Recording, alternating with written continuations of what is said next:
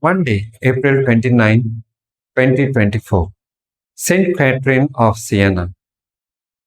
Focus.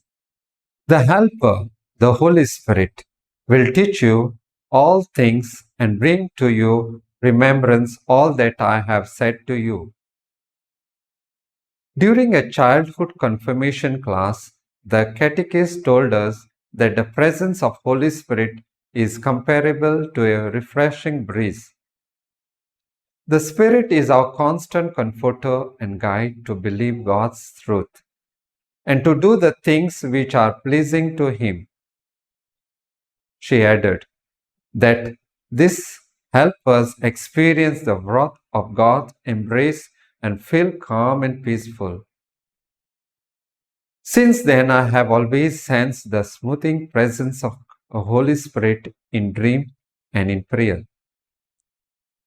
In today's Gospel, Jesus assures us that God will send the Helper in His name to help us keep His commandments. He will also proclaim that whoever loves and obeys Him will be loved by His Father. The Holy Spirit works through the apostle to proclaim Jesus' teachings. He gave Paul the power to do wonderful things, including healing a cripple while preaching at Lystra. The Spirit is a vital element of Christian life.